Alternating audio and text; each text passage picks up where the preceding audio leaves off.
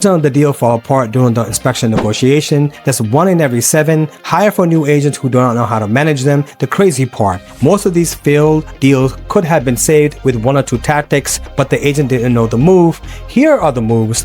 First, let's reframe what's happening here. This is not a fight between the buyer and the seller. It's not us versus you. It's a problem-solving conversation about who pays for what, held between the two parties who have already agreed on a bigger pictures. The agent who gets these closed deals and the agent who treats it like a combat loses them. Your job as a buyer agent is not to win. Your job is to find the path forward with your buyer feeling protected and the seller feeling respected. And the deal closes. The single most important shift that you could make as an agent, instead of submitting a list of demands, submit a list of options. And here's the difference. A demand sounds like buyer requires the seller to replace a roof, replace the HVAC, and give it thousands of credit at the closing. That puts the sellers back against the wall. Take it or leave it options. An option sounds like this. Buyer would love to address the following concern. Option A, sellers complete the list repairs prior to the closing. Option B, sellers provide a credit of X during the repair closing. Or option C, a combination of 2. We are open for any of these and happy to discuss. That gives the seller room to choose. It's a signal of it's almost always a great, faster and cleaner response. The same content, completely different framework. The one shift saves more deals than the other tactic in these videos. Most of the times, push for a credit. And this is the 3 reasons that I always give to my clients. Number 1, repair done by the seller's contractors are usually cheaper options. Lower bid work, your buyer ends up having to redo it again. Option 2,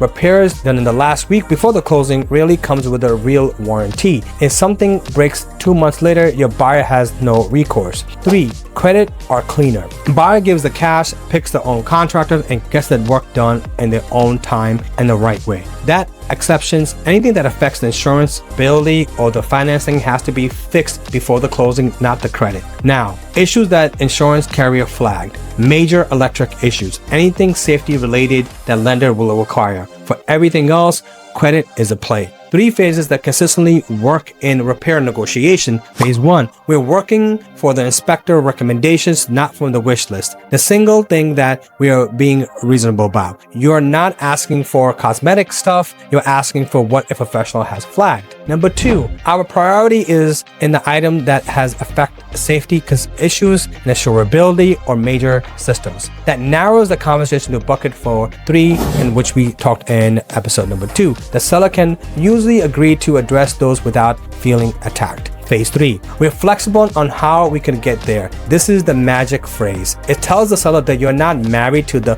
one outcome, that you'll work with them, and the posture changes everything. You'll find these 3 phrases in your repair request list. You'll use them on the phone with the listing agent. You repeat them with your buyer when they get nervous. Calm language, professional posture, flexibility, flexible solutions. The hardest part of repair negotiations is not the seller, it's your buyer. First-time home buyers sees 50 items on an inspection report and think, hey, this house is actually falling apart. They start to question whether they should buy it at all. They text you at midnight and panicking. Your job is to be calm. Repeat what you told them on the inspection day. Every house has 50 items, sometimes 100 items. Here are the one that actually matters, and here's what we're asking for, and here's what we want to expect to get done. If you're struggling or losing control, connect with them face to face, a coffee, do I buy up their house, in the daylight, and a phone call where you could walk them through line item by line item and explaining what's normal and what's not normal. The buyer feels educated and stays calm. The buyer who feels that's in the dark, they panic. You do not want the problem to find you, and I always say, you find the problem. Sometimes the answer is your buyer should walk. Real concern, foundation issue that can be fully assessed. Mold that require remediations, costing more than the seller will credit. Aluminum wire on the entire house. Septic system that's at the end of its life.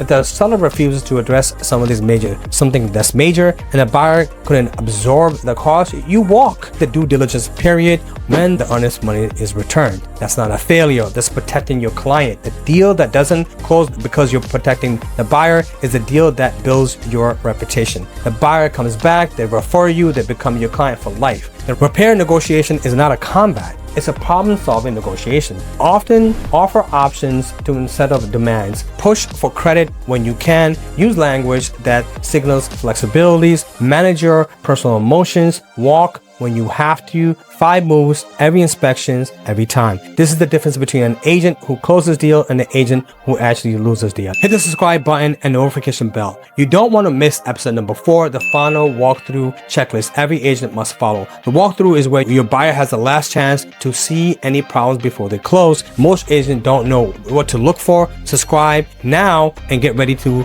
close more deals. Drop a comment below. What is your toughest repair negotiations that you ever had? Now, if you want to go ahead and connect and see how EXP, your real estate expert, works, and as your mentorship, go ahead and book a free call. We'd love to talk to you, and never give up on your journey. Keep hustling, keep pushing forward.